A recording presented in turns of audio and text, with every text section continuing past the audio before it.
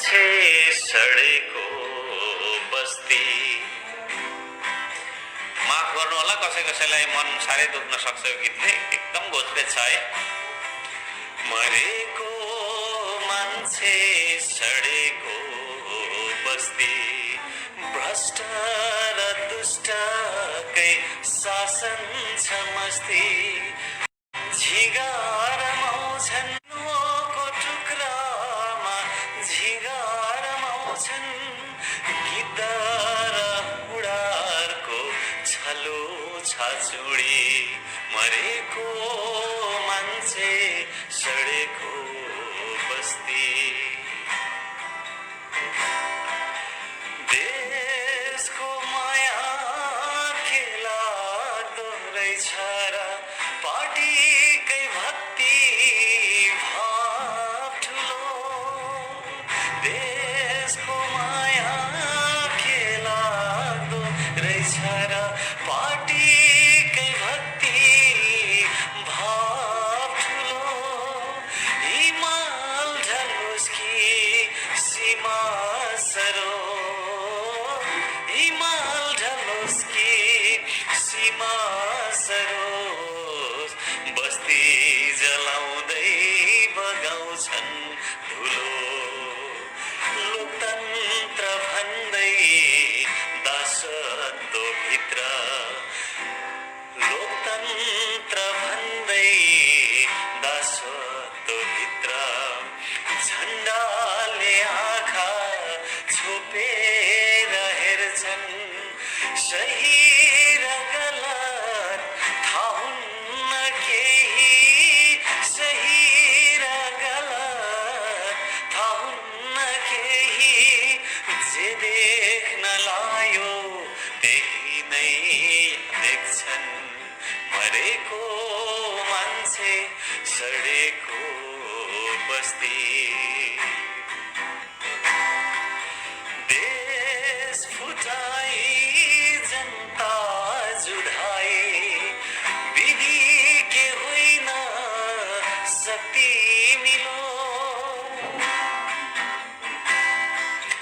देश फुटाई जनता जुधाई, विधि के होइन शक्ति मिलो।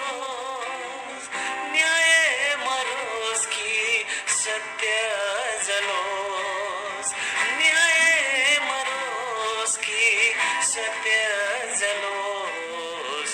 सुँगुरको सपना बस ढुँड भरियोस्, न्याय मरोस् कि सत्य जलोस्। सुँगुरको सपना बस ढुँड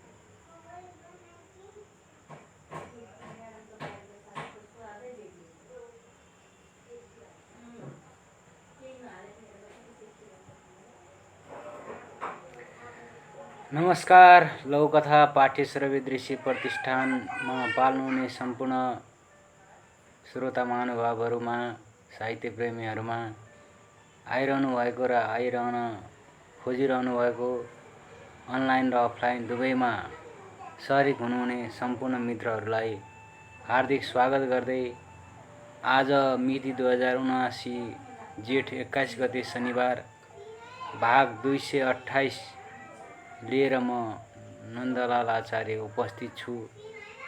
आज जातीय छुवाछुत उन्मूलन राष्ट्रिय दिवस 2079 आज धुमधामका साथ मनाइयो।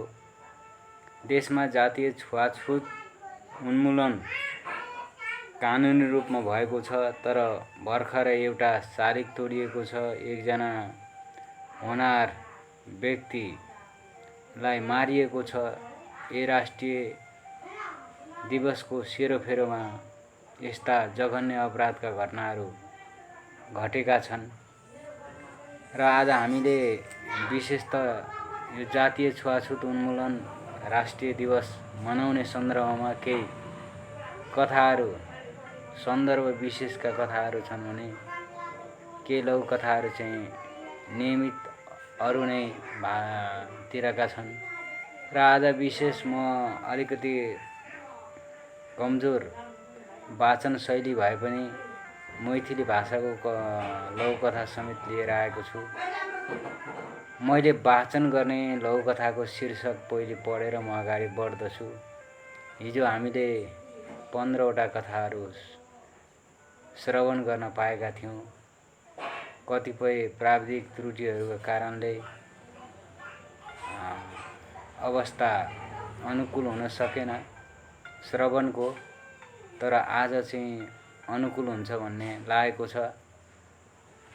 मैथिली कथा छ छात्रवृत्ति, त्यस्तै अर्को कथा छ पर्खै, अर्को कथा छ मनोरञ्जन, बुहारी, घर धनी पूर्जा, जनताको आशा, जात महिमा, शिकार आमा, फुक्का फाल, सुन्दर जीवनहरूका ताती लगायतका लघुकथाहरू छन्। र म सर्वप्रथम एउटा लघुकथा जातीय छुवाछुत सम्बन्धी विरोधी लघुकथा लिएर आउँदैछु। 20 यो 20 शीर्षकको लघुकथा यस्तो छ। जातीय छुवाछुत उन्मूलन दिवस विशेष भनेर लेखिएको छ। 20 शीर्षकको लघुकथा यस्तो छ। जानुले घर अलग्गै, गाउँमा हुने पर्व मेलामा उनीहरू गाउँले भिडभन्दा अलग्गै रहन्छन्। बोलीमा नम्रता, व्यवहारमा इमान्दारिता देखाउँछन् तापनि कसैले निको मान्दैनन्। जानकीका छोरी पबी मेरी सहेली हुन्। हामी 5 कक्षामा पढ्छौँ। उनी मलाई सघाउँछिन्, म पनि सके जति उनलाई सघाउँछु। एक दिन मेरै करबलले उनी मेरो कोठामा पसेकी थिइन्। अप्रत्यक्ष रूपमा हजुरले मेरो सातोली खानुभयो। म डरले लगलग काम्न थालेँ। आँखाभरि आँसु बनाएर पबी फर्किन्। वातावरण शान्त भएपछि मैले हजुरीबाट हप्की दप्की पाएँ। कारण बुझ्न खोज्दा हजुरबाले जवाफ त फर्काउनु भयो, तर मेरो बाल मनस्थितिमा त्यो कुरा अहिले पनि घुमिरहेको छ। मैले बुझ्न सकिरहेको छैन। उहाँले भन्नुभएको थियो, आफूलाई उच्च कुलीन मान्ने हाम्रो समाजकोले जानुका सुनुवारको परिवारलाई विष ठान्छ। विष घातक हुन्छ भनेर संगत गर्न निषेध गर्छ। 2079 जेठ 21 गते श्री जनता मावि गोलबजार सिराहा भनेर लेखिएको यो कथा पछि म विश्लेषणतिर गइरहेको छु। यो कथा गरिमा आचार्य, गजल आचार्यले लेख्नुभएको 20 शीर्षकको यो जातीय उन्मूलन दिवस, जातीय छुवाछुत उन्मूलन दिवस 2079 को सन्दर्भलाई लिएर उहाँले 20 शीर्षकको लघुकथा लेख्नु भएको छ। यसमा चाहिँ जात प्रथा, छुवाछुत गर्ने, उच्च र नीच भनेर भेदभाव गर्ने, मानवले मानवलाई नै असमान व्यवहार गर्ने परिपाटीलाई चाहिँ समाजले गरेको यो परिपाटीलाई, पुरातन संस्कार र विचारलाई, पुरातन रूढिवादी विचारलाई चाहिँ विष भनेर भनिएको छ। र यो विष जबसम्म समाजमा रहन्छ तबसम्म मान्छेले मान्छेको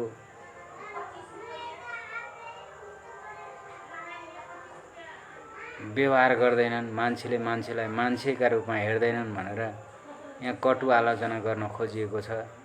कथाको लागि गजल आचार्यलाई धेरै धेरै धन्यवाद र बधाई छ। साथै म अर्को कथा सुरु गर्नुभन्दा यहाँ अगाडि हाम्रा गुरुवर तोयानाथ सुवेदी आउनुभएको छ। उहाँले हार्दिक आभार, आवाज अलिक ठुलो भन्नुभएको छ।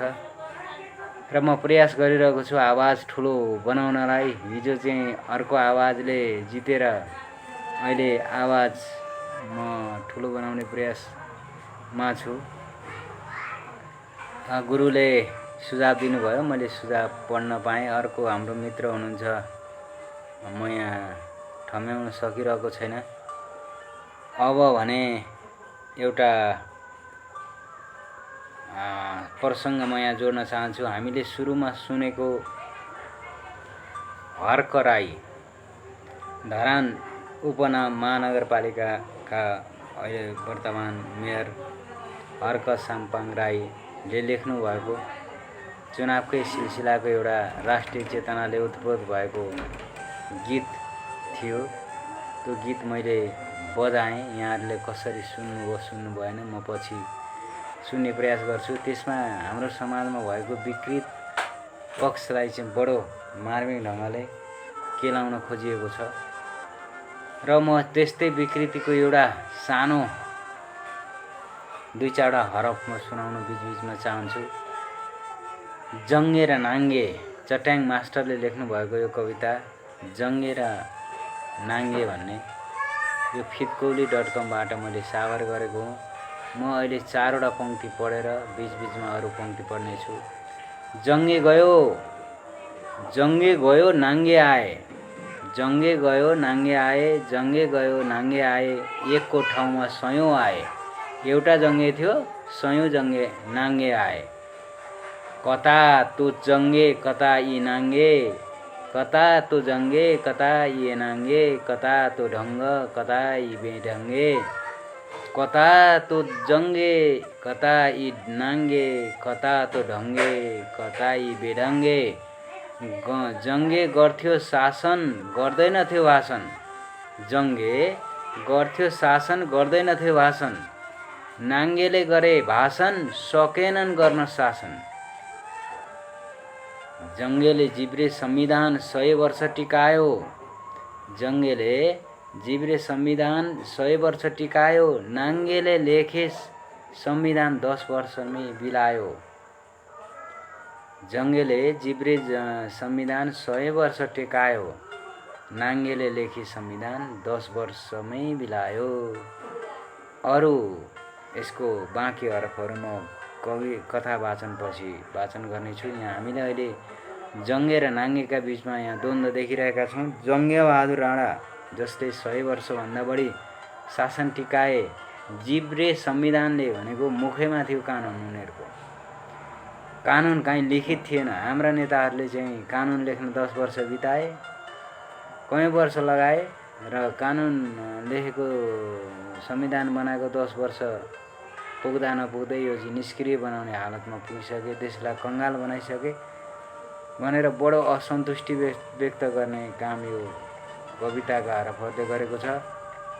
अब बाँकी म कविता अर्को केही बेरपछि म आउनेछु। अहिले यहाँ सबैभन्दा पहिले कथातिर जाउँ। कथा मैले यो जातीय भेदभाव वा छुवाछुत उन्मूलन राष्ट्रिय दिवस 2079 को सन्दर्भमा कोही कथा चाहिँ वाचन गर्न गइरहेको छु। जात महिमा शीर्षकको यो कथा यस्तो छ। तिम्रै इच्छाले एकजनाको मन तान्न सक्छ, तिम्रो इच्छाले एकजनाको मन तान्न सक्छ, सारा समाजको सक्दैन। जुन बाटो आयो त्यही बाटो फर्क। राजदेवी मन्दिरका पुजारी बाजे यसो भन्दै थिए। हामी स्कुलबाट घर फिर्दा घाम पहेँला हुँदै थिए। बाजेले चित्त किन कुडिएछ, बाजेको चित्त किन कुडिएछ भनेर हामी टक्क रोक्यौं। ट्वाल्ल परेर हेर्न थाल्यौं। एक जोडी युवा युवती हातमा वरमाला लिएर मन्दिर गेटमा खडा थिए। गेटमै पुजारी उभिएर उनीहरूलाई मन्दिर परिसरमा प्रवेश गर्नबाट वञ्चित गर्दै थिए। हामीले जोडीलाई रोक्नुको साटो कारण सोध्यौं। पुजारीले सोध भने, यो मन्दिर यिनीहरूको जातको होइन, आफ्नै मन्दिरमा गएर बिहे गर भनेर अटेर गर्छन्। यो मन्दिर यिनीहरूको जातको होइन, आफ्नै मन्दिरमा गएर बिहे गर भनेको अटेर गर्छन्। यो मन्दिर कसको हो बाजे? मेरो प्रश्नको जवाफमा उनले भने, देवी देवताको। हामी सबैका आस्था र विश्वासका देवी देवता एकै हुन्। देवी देवताले उच नीच सानो ठुलो गरिब धनी भनेर भेद गरेकै छैनन्। हामी मनुष्य चाहिँ विभेदको लक्ष्मण रेखा कोर्ने घृष्टता गरिरहेछौँ। जानकीले मन खोली, हामी सबैका आस्था र विश्वासका देवी देवता एकै हुन्। देवी देवताले उच नीच ठुलो सानो धनी गरिब भनेर भेद गरेकै छैनन्। हामी मनुष्य चाहिँ विभेदको लक्ष्मण रेखा कोर्ने घृष्टता गरिरहेछौँ। जानकीले मन खोली, हामी मूर्ख कि देवी देवता? जवाफ दिन सक्नुहुन्छ बाजे? मैले प्रश्नको भालाले घोचिहालेछु। के भनेर घोच्यो भने, हामी मूर्ख कि देवी देवता? जवाफ दिन सक्नुहुन्छ बाजे? देवी देवतालाई दोष नथोपार है किशोरीहरू हो। यति भन्दै बाजे अन्यत्र लागे। यसरी हामीले यहाँ कथा टुङ्गिएको छ। 2079 जेठ 21 गते जातीय भेदभाव तथा छुवाछुत उन्मूलन राष्ट्रिय दिवस 2079 सिर्जना कुटी सिरा भनेर लेखिएको यो कथा लौकथा पाठ्यश्रव्य दृश्य प्रतिष्ठानमा आजै मात्र पोस्ट भएको थियो र सोही कथा मैले यहाँले वाचन गरेँ। यहाँ हामीले केही विद्यार्थीहरूले यहाँ मन्दिरभित्र प्रवेश गर्न निषेध गरेका पुजारीसँगको कुराकानीलाई यहाँ आधार बनाइएको छ। यहाँ सानो घटना छ। स्कुलबाट फर्केका छन् बच्चाहरू, मन्दिरभित्र प्रवेश गर्दैछन् र मन्दिरभित्र प्रवेश गर्ने सन्दर्भमा उनीहरूको मौखिक झडप चाहिँ पुजारी बाजे कहाँ हुन्छ? पुजारी बाजे एक जोडी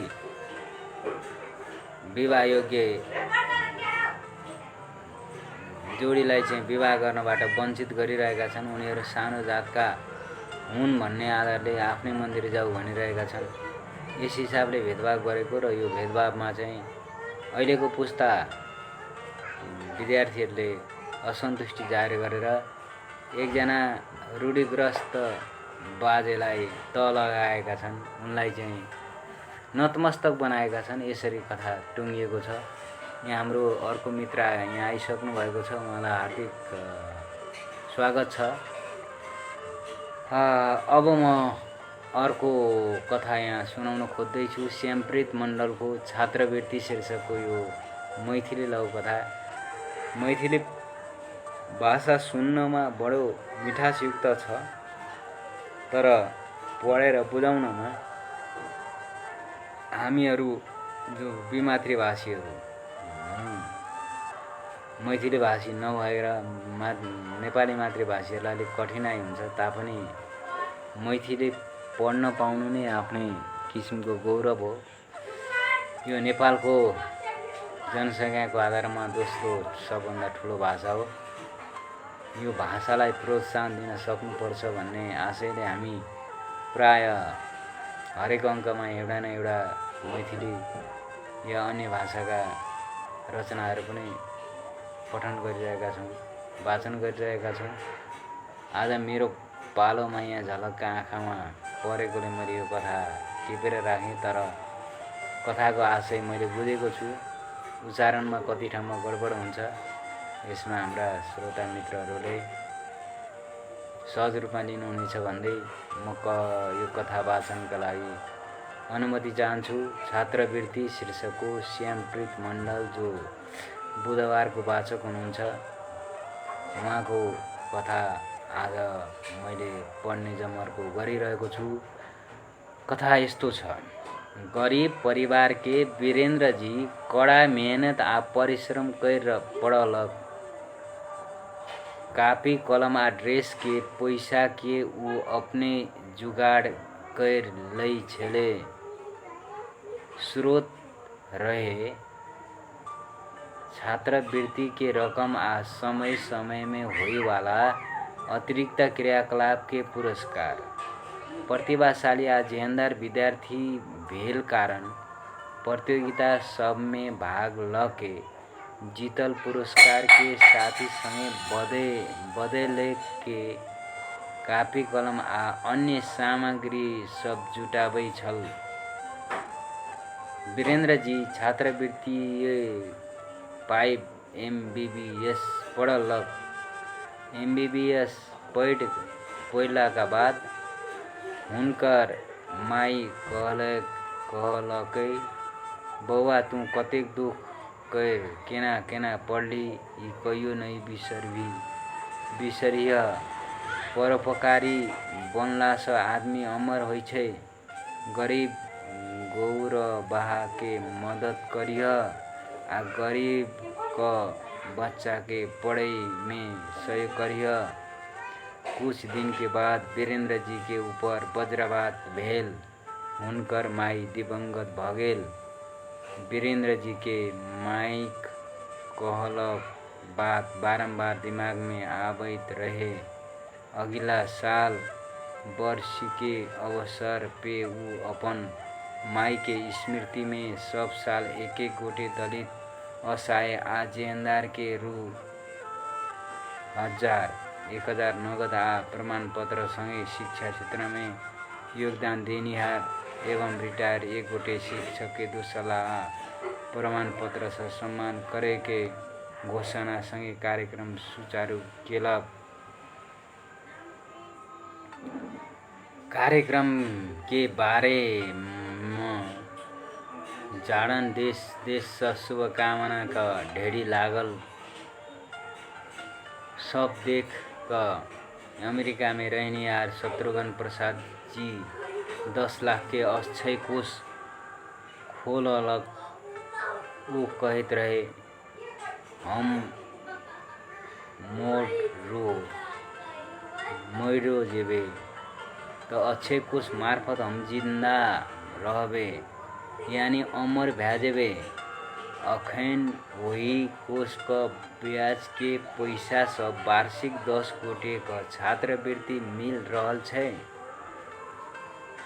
मिति 2079 जेठ 18 गते राजगढ़ गाउँपालिका 3 नर्गो सप्तरी भनेर कथा समाप्त भएको छ। यो कथामा चाहिँ एकजना गरिब निर्धन विद्यार्थीले छात्रवृत्ति पाएर राम्ररी पढेर MBBS पास गरेका छन् र उनले आमाबाट आशीर्वादमा भनेका छन् गरिब दुखी असहायलाई सहयोग गर्नुपर्दछ। आफूले स्वार्थी बन्नु हुँदैन, कमाएर आफै मात्र राख्ने हैन, समाजको हित र देशको समुन्नतिमा पनि धेरै थोर खर्च गर्न सक्नुपर्दछ। राष्ट्रले सम्झने काम गर्नुपर्दछ। समाजले सम्झ्यो भने हामी अझ अमर बन्न सक्छौं। र दुर्भाग्यवश आमाको परलोक आमा गइन्। ती विद्यार्थी जो जागिरे भएपछि डाक्टर बने तिनले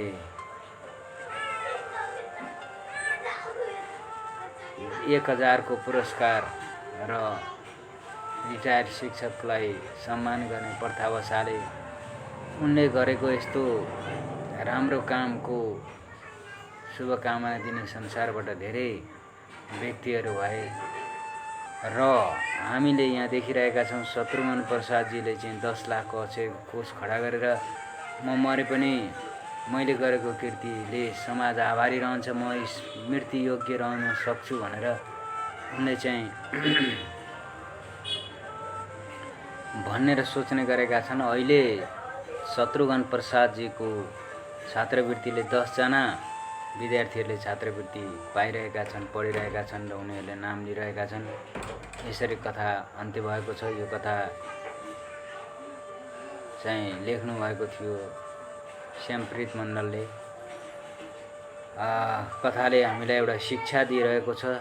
शैक्षिक परिवर्तन र शिक्षासँग समाजसँग सम्बन्धित यो कथाका लागि हाम्रा शिक्षक मित्र तथा लोककथाकार मित्रलाई हार्दिक स्वागत भन्दै अहिले म यहाँ स्वागत गर्न गइरहेको छु सुन्दर वाचन के भन्नुभएको छ। हाम्रो सुधा देवजी आउनु भएको छ।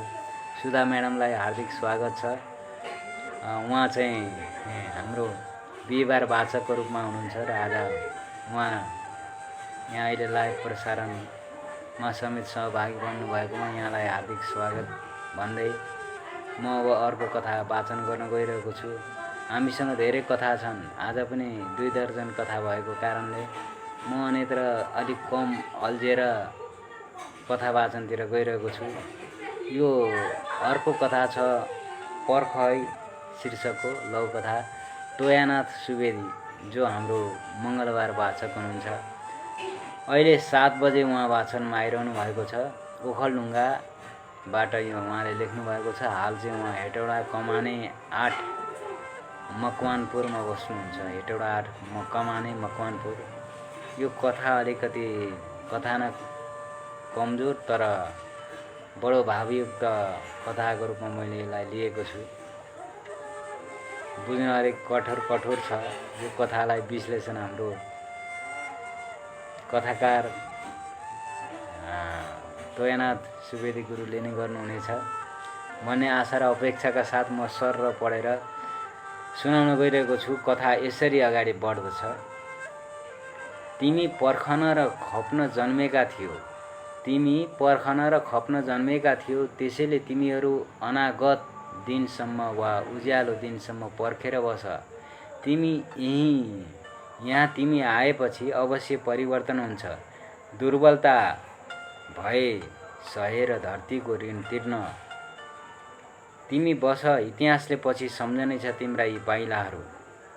एउटा निस्तब्ध रात बिताएर साँध र सिमानाका कुरा ओह्रालेर नरसंहार र पाशविकताका धेरै उद्घोषहरूले छिया हुँदै म नआउजेल।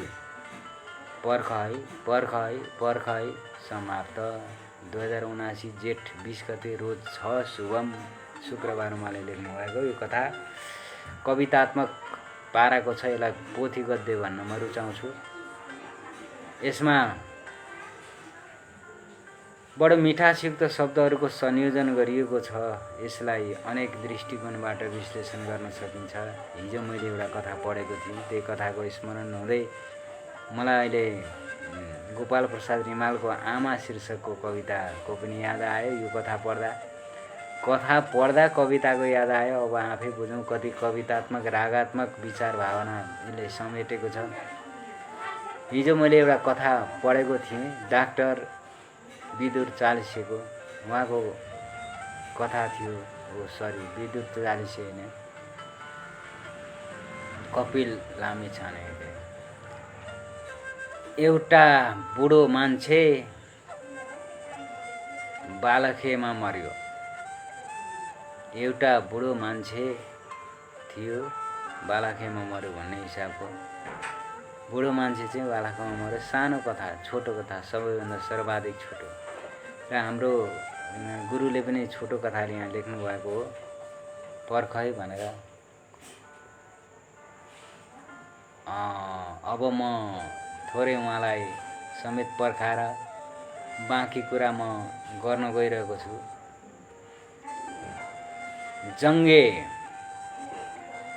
लखनऊ लुट्यो विदेश गई नाङ्गेले लुटे स्वदेशमै।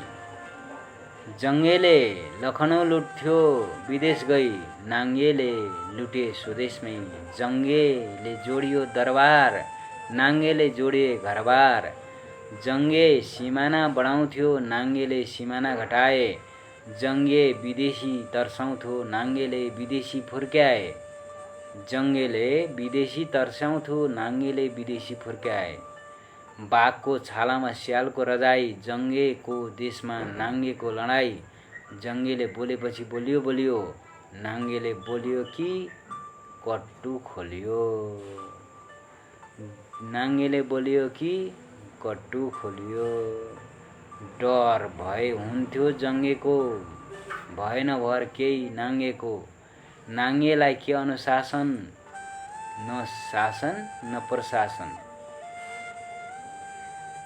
जङ्गेले काट्थ्यो माथिका जङ्गेले काटे थियो माथिका नाङ्गेले काट्यो निमुखा बहादुरी जङ्गेको लुच्याई भट्याई नाङ्गेको बोकाको दाई भएन संविधान आउँदै आएन नाङ्गेले नाचे नाङ्गो नाच जङ्गेले नाई भएन जङ्गे जिब्रो लिई आया 100 वर्षे शासन दिजा संविधान सिकाइदे यी नाङ्गेलाई भगाइदे आइज जङ्गे आइज जिब्रे संविधान चाहियो यी नाङ्गेको नाङ्गो नाच हेर्दा हेर्दा अगाइयो 32 पुतली काठमाडौँ आइज जङ्गे आइज जिब्रे संविधान चाहियो यी नाङ्गेको नाङ्गो नाच हेर्दा हेर्दै अगाइयो। यसरी चट्याङ मास्टरले यो कविता सिर्जना गर्नुभएको छ। आइज जङ्गे आइज जिब्रे संविधान चाहियो संविधान सिकाइदे यी नाङ्गेलाई यहाँबाट भगाइदे यी नाङ्गेहरूको नाङ्गो नाच हेर्दा हेर्दा अगाइयो भनेर उहाँले लेख्नु भएको छ। अहिलेको हाम्रो विकृत मनस्थितिबाट चलेको शासन पद्धतिमा उहाँले प्रश्न चिन्ह खडा गर्नुभएको छ र हामी त्यतैतिर यो दयानाथ सुवेदीजीको कथालाई पनि ढल्काउन सक्छौँ। यति भन्दै म प्रेमपुन मगरको मनोरञ्जन शीर्षकको अर्को कथा वाचन गर्न गइरहेको छु। उहाँको कथा ढोरपाटा नगरपालिका 4 बागलुङ हाल पोखराबाट उहाँले लेख्नुभएको कथा यस्तो छ। सरल छ, सहज छ। कथा अगाडि बढिरहेको छ यसरी। रात्रि बसमा बुर्तिबाङ घर गइरहेको थिएँ। रात्रि बसमा बुर्तिबाङ घर गइरहेको थिएँ। राति बस खराब भयो। बिहान 6-7 बजे गन्तव्यमा पुगिसक्नुपर्ने बसलाई दिनको 2 बजे पुग्नुपर्ने भयो। हाँडी खोलासम्म भन्दै गलकोटबाट 3 जना सुन्दरी महिलाहरू चढिन्। बस स्टाफ र ड्राइभरको क्याबिनतिर झरिन् बसिन्। केही बेर पछि हाँसो मजाक सुरु भयो। स्टाफ र ड्राइभरले गलल हाँस्दै बोल्न हुने नहुने सबै कुरा बोले, शब्दहरू प्रयोग गरे। महिलाहरू पनि उत्तेजित हुँदै उनीहरूलाई साथ दिए। धेरैले निकै मजा लिए। मलाई भने सङ्कोच लागिरह्यो। हाँडी खोला बजार्नेर ती महिलाहरूको झर्ने गन्तव्य आयो। स्टाफले 600 रुपियाँ भाडा माग्यो। महिलाहरू एकै स्वरमा कड्किए। प्रश्नको ओहिरो सहित झरे। के को पैसा? यतिन्जेल हामीबाट मनोरञ्जन लिएका होइनौ कि हामी महिलालाई तिमीहरूका मनोरञ्जन गर्ने भाँडो सम्झेका छौ। यसरी यहाँ कथा अन्त्य भएको छ। फेरि एकचोटि म अन्तिमको पंक्ति यहाँहरूलाई स्मरण गराउँछु। के को पैसा? यतिन्जेल हामीबाट मनोरञ्जन लिएका होइनौ कि हामी महिलाहरूलाई तिमीहरूका मनोरञ्जन गर्ने भाँडो सम्झेका छौ। कथा यहीँ समाप्त भएको छ र महिलालाई मनोरञ्जनको भाँडो नसम्झ्यो भनेर उनीहरूले भने। हुन चाहिँ ड्राइभर र स्टाफले पनि महिलालाई क्याबिन नजिक लगेर मौखिक रूपमा अनेक वार्ता गरेर उनीहरूबाट मनोरञ्जन लिने काम गरेका छन् र ती महिलाहरू पनि चलाक छन्। ती महिलाहरूले यसरी मुखभरिको जवाब दिएर पैसा नतिरिकन हिँडेका छन्। जस्तोलाई तस्तै ढिँडालाई निस्तै भने यो कथाले उनीहरूको व्यवहार, स्टाफहरूको व्यवहारबाट उनीहरूलाई नै घाटा दिलाएका छन्। अब म अर्को कथा वाचन गर्न गइरहेको छु। बुहारी शीर्षकको गोपाल प्रसाद थपलियाको कथा यसरी अगाडि बढ्छ। बिहानै सबेरै उठ्यो, पँधेरामा गयो, पानी ल्यायो, खाना पकायो, सबैलाई खुवायो, भाँडा माझ्यो, गाई बास्तु चराउन हार्सीको जङ्गलमा गयो। गोठालो जाँदा दाउरा एक भारीसँगै ल्यायो। सासू बजैको खुट्टा मिच्यो। बेलुकाको धन्दा गर्यो। सुत्ता कहिले त रातको 1 बज्थ्यो। थकाइ लाग्थ्यो भनेर के गर्नु, गरिदिने कोही छैन। घरमा एक नन्द, एक देवर र बुढा सासू ससुरा। नन्द र देवर विद्यार्थी, काम सिनको भाँच्दैनन्। श्रीमानलाई नरमाया आफैले सहर पठाएको पढ्न र जागिर खान। नरमायाका आमा बा उनी 4 वर्ष हुँदा बितेका। बा आमा नभएपछि बाको दाजुका घरमा हुर्केकी स्कुलमा पठाएनन्। ठुला बाले काम लगाउँथे तर उनका छोराछोरी 2 जना स्कुल जान्थे। त्यतिकैमा 15 वर्षमै ठुला बाले बिहे गरिदिएर पठाएका थिए। नरमायाले बिहे गरेर पुरुषोत्तमको घरमा आएपछि सुखका दिन आएनन्। जेठा बाको घरमा जेठी आमाले अचाकले दुख दिएकी थिइन्। नरमायालाई सधैँ कुटाइ र काम बाहेक केही थिएन। जेठा बाको घरमा जस्तो यहाँ कुटाइ खानु परेको छैन, तर काम त छँदैछ। पुरुषोत्तमले नरमायासँग बिहे गर्दा +2 पास गरेर स्नातक दोस्रो वर्षमा पढ्दै थिए। घरको अवस्था देखेर उनलाई पढ्न मन लागेन, तर नरमायाले घर म जिम्मा लिन्छु, हजुर पढ्न जानु भनेर भनिन्। पुरुषोत्तम पनि आफ्नो श्रीमतीको सरल र निष्कपट व्यवहारबाट बहुतै प्रभावित भएका थिए। पढाइ पुरा गरेर जागिर जसरी भए पनि खान्छु भन्ने मनमा नै प्रतिज्ञा गरी आमा बाह्र श्रीमती सबैलाई सम्झाइ बुझाइ घरबाट हिँडे। दसैँमा मात्र आउँछु भनेका थिए। उनी नरमाया जस्तो मेहनती श्रीमती पाएकोमा खुसी थिए। यही क्रममा पुरुषोत्तमले अधिकृत पास पनि गरे। उनलाई जिल्लामा खटाइयो। उनले बुवा आमा दाजु बहिनी भाइ सबैको व्यवस्था मिलाएर जागिर नै आफूसँगै नरमायालाई लाने विचार गरे। जागिरमा नै आफूसँग नरमायालाई लाने विचार गरे। पुरुषोत्तमको योजनालाई उनका बा आमा दाजु भाइ बहिनी सबैले समर्थन जनाए। नरमाया जस्तो बुहारी पाउनु हामी सबैको भाग्य। दुःख गरेपछि सुख अवश्य आउँछ। अब मेरी बुहारी पनि सुखका दिन आउने भए। किनेको दाउरा किनेको पानी, जागिरेका श्रीमती महलका रानी, नरमायाकी सासूले भनिन्। यसरी कथा अन्तिम भएको छ। 2079 जेठ 21 गते शनिबार बिहान 4 बजेदेखि 7 बजे उपचार कक्ष भनेर लेख्नु भएको छ। अब उहाँको कस्तो उपचार कक्ष हो त्यो थाहा हुन सकेन, तर यहाँ पारिवारिक गन्थन मन्थन भएको बडो शिक्षाप्रद कथा छ। यहाँ दुःख गरेर नरमायाले दुःख गरिन् र श्रीमानलाई पढाइन् लेखाइन्, झमेला सहिन् र श्रीमान अधिकृत बनेर अहिले जागिरे जीवन, श्रीमानलाई जागिरे बनाउनमा उनको अहम भूमिका देखिन्छ।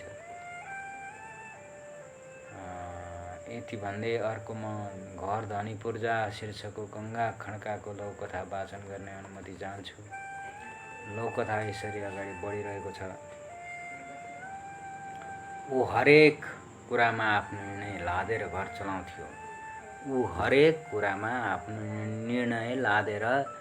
चलाउँथ्यो। उसको हट अगाडि श्रीमती छोराछोरी कसैको केही लाग्दैन थियो। मानव उसको बोली नै त्यस घरको आचार संहिता जस्तै थियो। कहाँ आइमाईको नाममा जग्गा किन्नु, अर्कैसँग हिँड्यो भने बर्बाद हुन्छ, सँगै लैजान्छन्। घडेरी जोड्दा आफ्नै नाममा किनियो। घर बन्यो, उसकै इच्छा अनुसार सजावट भयो। श्रीमतीले राखेका सामान झर्को फर्को गर्दै आफैले मिलायो। श्रीमतीको नयाँ घर बनाएपछि यो गर्छु त्यो गर्छु भन्ने सपनाहरू सारा तुउँदै गए। घरभरि किल्ला ठोकेर के गरेको? उसले बेलुकी अफिसबाट फर्केपछि छोरीले भित्तामा झुन्ड्याएका सबै फोटाहरू निकाल्दै भन्यो अनि आफूलाई मनपर्ने तस्बिरहरू मात्र झुन्ड्यायो। घर पूजाको दिन मानिसहरूको बाक्लै उपस्थिति थियो। एकजना आगन्तुकले भने, आहा, भित्तामा तस्बिरहरू कति राम्रा। कहाँ तस्बिर हुनु हजुर, यो त घरधनी पूर्जा पो हो त। उसकी श्रीमतीको मनको कुण्ठा 81 फुत्त बाहिर निस्कियो। बुढा नीलकण्ठ, काठमाडौँ 2079 जेठ 21 गते भनेर लेख्नु भएको छ। यहाँनिर श्रीमानले श्रीमतीलाई विश्वास गरेका छैनन्। घर बनाउँदा पनि सजावट गर्दा पनि हरेक कुरामा उनले परिवारका कुनै सदस्यहरूलाई सहभागी गराएका छैनन् र एक किसिमको मन फाटोको एउटा अवस्था छ, त्यसैलाई यहाँ व्यङ्ग्य गर्दै घर धनी पूर्जा हो, यो मालिकका श्रीमानका फोटाहरू होइनन्, उनले इच्छाएका कुराहरू होइनन्, उनको घर धनी पूर्जा हो भनेर श्रीमतीले व्यङ्ग्य गरेर आफ्नो मनको कुण्ठालाई बाहिर निकालेर यो कथा अन्त्य भएको छ। अब म अर्को कथा पढ्न गइरहेको छु। अम्बिका धितालको जनताको आशा शीर्षकको यो कथा यस्तो छ। बुद्धिमान, असल, इमान्दार र परिश्रम थिए। उनको त्यो व्यवहारले सबैको मन जित्यो र स्थानीय तहको निर्वाचनमा उनले भारी मतले विजय हासिल गरे। बुद्धिमान भन्ने व्यक्तिले उनी युवा नेता हुन्, अब जनताले राहत पाउने भए भन्ने सबैले सोचेका थिए। बुद्धिमानले नगरवासीका लागि राम्रो काम गर्छन्, नगर पनि विकासको फड्को मार्छ भन्ने विश्वास थियो। पहिलो बैठकमा उनले निर्णय गराए किसानहरूको समस्या। मलको अभावमा पहिलेका मकै र धानले नयाँ जीवन पाउने भए। मल ल्याउने निर्णयको सुनेर कृषकहरूले सबैले प्रशंसा गरे। निर्णय भएको 7औं दिनमा सबैले पत्रिकामा ठुलो अक्षरमा लेखियो, नगर प्रमुखको खातामा 15 लाख रुपियाँ हालिदिन नमानेपछि नाकाबाट आइपुगेको रासायनिक मल अलपत्र परेको छ। नमो बुद्ध नगरपालिका वार्ड नम्बर 6 काभ्रे प्लान्चोक, हाल कमल विनायक भक्तपुर भनेर लेखिएको छ यहाँ। र यसमा चाहिँ नगर प्रमुखको खातामा 15 लाख रुपियाँ हालिदिएपछि मात्र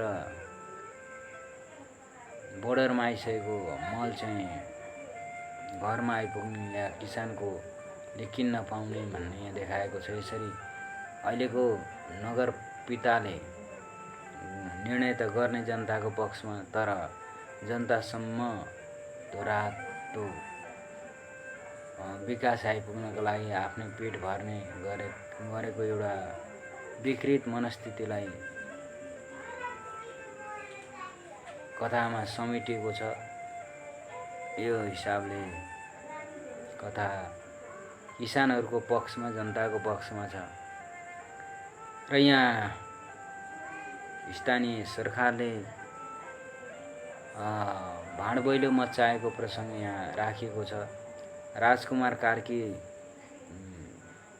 आइसक्नु भएको छ, उहाँलाई हार्दिक नमस्कार छ।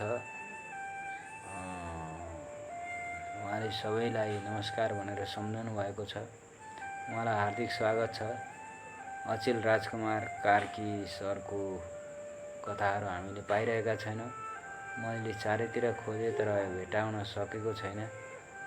सर सुनिरहनु भएको छ, अवश्य पनि कथा लेखिरहनु हुनेछ। अब म 9औं कथा पढिरहेको छु, शिकार आमा भन्ने शीर्षकको। मरे नि आमा, ऊ एक्कासी चिच्यायो, उसका बाबुको तन्द्रा भङ्ग भयो। यो पनि जातीय उत्पीडन विरुद्धको राष्ट्रिय दिवसकै सन्दर्भमा लेखिएको हो। मरे नि आमा, ऊ एक्कासी चिच्यायो, उसका बाबुको तन्द्रा भङ्ग भयो। यसकी आमाले मती बिगारेर परलोक प्रस्थान गरेको 3 वर्ष बितिसक्यो। अब पनि सपनामै बरबराउँछ, बाबु चाहिँ एक्लै भुतभुताए। निन्द्रामै छटपटाइरहेको उसको पिँडौला मालिस गरिदिँदै फुपू चाहिँले तर्क गरिन्, बिचारा आमाको यादले भित्रभित्रै गलेको छ। अहिले भने पिँडौला बटारिएकाले आमालाई पुकारेको हो। नभन्दै ऊ सञ्च मान्दै निधायो। छोरालाई सुमसुम्याउँदै बाबुको मुखबाट पुनः गुनासोयुक्त आवाज सुनियो, तेरी आमा रुखमा नझुन्डेकी भए तँ सुख पाउँथिस्, के गर्नु, अर्काका कुरा सुनेर तँलाई नर्कमा जाकी। रहरले होइन, बाध्यताले भाउजूले ज्यान फालेकी हुन्, त्यसमा तिम्रो हात ठुलै छ। पानी माथिको उभानो नबन है दाजै। फुपूको मुखबाट निस्केका यस्ता कुराले बाबु भित्रभित्रै क्रोधले जल्न थाले। त्यही मौकामा बाबुको मुख बुझो लाग्ने गरी फुपूले थपिन्, आफू सानो जातको भएर ठुलो कुल घरानाकी भाउजूसँग विवाह गर्नु अपराध थिएन, तर भाउजूलाई समाजमा समायोजित गराउन हिम्मत नगर्नु तिम्रो अपराध हो। समाजले नाना भाँति भनेर भाउजूलाई तर्पाउँदा अकर्मणीय हुनु तिम्रै जीवनकै सर्वाधिक भूल हो। तसर्थ दोष भाउजूमा नथुपार आफैलाई अपराधी ठान। 2079 जेठ 21 गते जातीय भेदभाव तथा छुवाछुत उन्मूलन राष्ट्रिय दिवस 2079 सिर्जना कोटिसिरा भनेर लेखिएको यो कथा अछन्तले लेख्नुभएको यो कथामा यहाँ एउटी नारीको अकालमा मृत्यु भएको छ। समाजले उसलाई निकै किसिमले वचनले मार्यो, वज्रबाण प्रहार गर्यो। श्रीमान तल्लो जातको छ, उसले उपल्लो जात भनिएकी नारीसँग विवाह गर्यो। अन्तर्जातीय र समाजमा समायोजित हुनलाई ऊ अकर्मणीय भयो, निर्लज भएर अर्काका कुरा सुनिरह्यो, प्रतिकार गर्न सकेन। त्यसै सिलसिलामा यहाँ उसकी बहिनीले भनेकी छन्, यो तिम्रै गल्ती हो दाजु। भाउजू मर्नु भनेको भाउजूको कमजोरी होइन। भाउजूले त एउटा क्रान्ति गरेर गइन्। तिमीसँग विवाह गरिन्, छोरो जन्माएर तिमीलाई दिइन् अनि उनी आनन्दले गइन्। यो समाजले थोपरेको दोष तेरो म स्वीकार्दिनँ भनेर समाजलाई लात मारेर उनी हिँडिन्। यो दोष त तिम्रो हो, तिमी पानी मान्थेको उभानो नबना भनेर औँला ठडाउने काम गरेकी छन्। यसरी हामीले जातीय छुवाछुत मेट्नलाई जसले प्रयत्न गर्दछ, जसले यसमा क्रान्ति छेड्ने साहस गर्दछ, त्यसले स्थापना गर्न पनि सक्नुपर्दछ। यानि समाजमा समायोजित हुनका लागि एक्लै छोड्नु हुँदैन, समाजमा समायोजित गराउन प्रयत्न गर्न सक्नुपर्दछ। अकर्मणीय भएर रहनु भनेको आफ्नै दोष हो भनेर यहाँ पुरुष पक्षलाई जसले अन्तर्जातीय विवाह गरेर क्रान्ति छेडियो तर बिचैमा तुवायो, त्यसरी तुवाउनु हुँदैन भन्ने आशयलाई लिएर यो कथा सिर्जना भएको छ। अर्को म कथा तुलसी पण्डितको कथा फोक्का फाल भन्ने कथा पढ्न गइरहेको छु। यो कथा यस्तो छ। अब देशमा उत्पादन नबढाएमा भोकमरी समस्या आउने छ। छिमेकी देशले खाद्यान्नमा प्रतिबन्ध लाउँदैछ। अब सरकारले उत्पादन बढाउन कुनै कसर बाँकी राख्ने छैन। तालीका पर्रा छुटे, किसानलाई त्यसले छोएन। किनभने यसअघि पनि यस्तै किसिमका कुराहरू आएका थिए। 5 किलो मलका लागि 10 दिन धाएकै हो, फेरि 5 किलोले के गर्ने। पीडामा किसान तडपिए। त्यसमाथि प्राकृतिक प्रकोपले धान डुबानमा पर्यो, पानीमा तैरियो, राहत दिने भनियो, पाएको छैन। बाँकी रहेको स्याहार्दा उत्पादन घट्यो। त्यसैका लागि भरमा बाँच्नु परेको छ। मार पर्यो। सरकार भान रहेछ, उचित समय पर्याप्त आउनेछ, समयमा पर्याप्त आउनेछ भनेर आशामुखी बनाइरहेछ। खै खेती गर्ने बेला भयो, मलाई आएन। अर्को किसानले भने आशा गरौँ चाँडै आउँछ भनेको छ। धेरै समय पनि पछि अपर्याप्त मल आयो। कृषकहरू लाइनमा लागेर घन्टौँ बसे। दिनभरि लाइनमा बस्दा 5 किलो मल पाए। समाचारमा भनिरहेको थियो यो लटमा आएको हजारौं क्विन्टल मल जाँच गर्दा नक्कली परेछ। नक्कली मल ल्याए अरबौं भ्रष्टाचार गर्ने मन्त्री कारबाहीमा परेको कुरा अगाडि ल्याइयो। नारा जुलुस भए। भ्रष्टाचार गर्ने मन्त्रीलाई फाँसी दे भनेर खपिन सक्नुको आन्दोलन भयो। सरकारले प्रतिनिधि मण्डल बोलायो, वार्ता भयो। त्यही पनि तपाईहरू उत्पादन बढाउनुपर्छ भन्नुहुन्छ, फेरि पनि नक्कली मल ल्याएर कमिसन खानुहुन्छ, के यसरी उत्पादन बढ्छ भनेर प्रश्न गरे। उहाँलाई कारबाहीको लागि अगाडि बढाएका छौँ। हामीले सकेसम्म तपाईहरूलाई नै फाइदा दिने हुने काम गरिरहेका छौँ। नक्कली मलले उत्पादन बढाउँदैन, घटाउँथ्यो भनेर सरकारले जवाब दियो। यसरी चोखिएर फोक्का फाक्का भएर हिँडेका देखिए। अदालतको निर्णय नगरी कसैलाई आरोप लगाउन मिल्दैन। हामीले पनि यसलाई अगाडि बढाउने प्रयास गरेका छौँ। प्रतिनिधि मण्डलले आवेगमा आउँदै भने बढ्छ राम्रैसँग, जानी आफ्नै खुट्टामा बन्छ र कसले हान्छ। यसरी मिलिजुली माथि भ्रष्टाचार हुने र जनताले दुःख पाउने अवस्थालाई यहाँ बडो सान्दर्भिक तवरले अगाडि बढाइएको छ र यो पनि मल खादसँग सम्बन्धित समस्या के किसानकै समस्या र पिरालोलाई यहाँ सम्बोधन गरेको छ।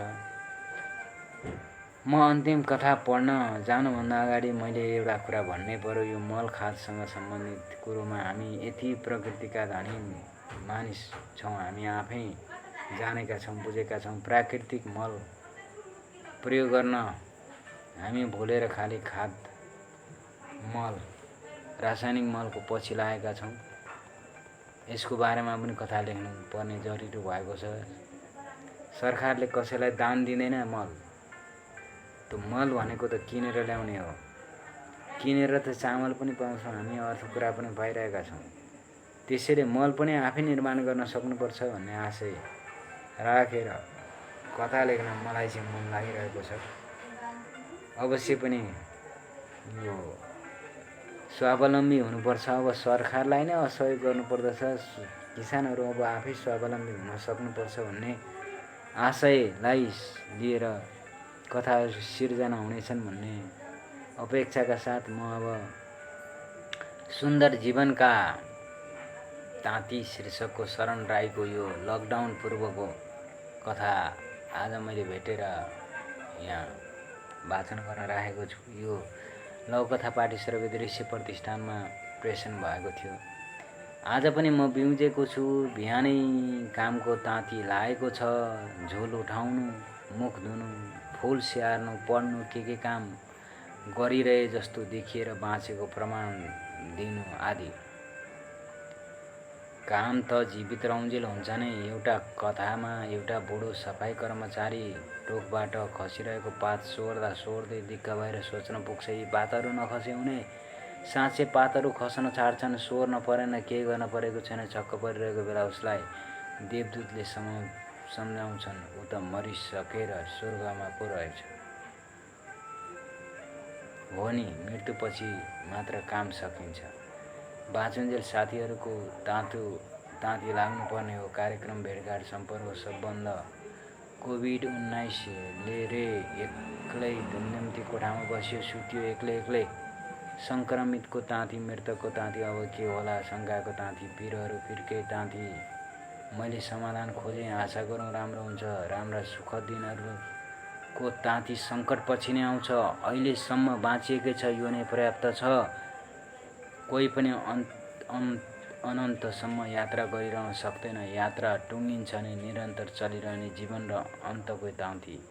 यो प्रकृतिको नियम। यसरी सोच्दा सन्तोष लाग्छ। खुसी साथमा निकट आइरहेको सुख दुःखका स्वागत गर्न सर्वसाधारण आम मान्छेको ताँतीमा उभिन्छु। कोभिड-19 अतिक्रमण सलह पनि आउन सक्छ रे जस्ता जीवन रहेसम्म भइरहने अनेकौं समस्यासँग जुझ्न एकताबद्ध सर्वसाधारण आम मान्छेको पंक्तिमा उभिन्छु। अब म एक्लै छुइनँ। सुन्दर भाव, सुन्दर विचार, सुन्दर जीवन कहाँ एक्लै हुन्छ र? यसरी कथा टुङ्गिएको छ। सुन्दर भाव, सुन्दर विचार, सुन्दर जीवन कहाँ एक्लै हुन्छ र?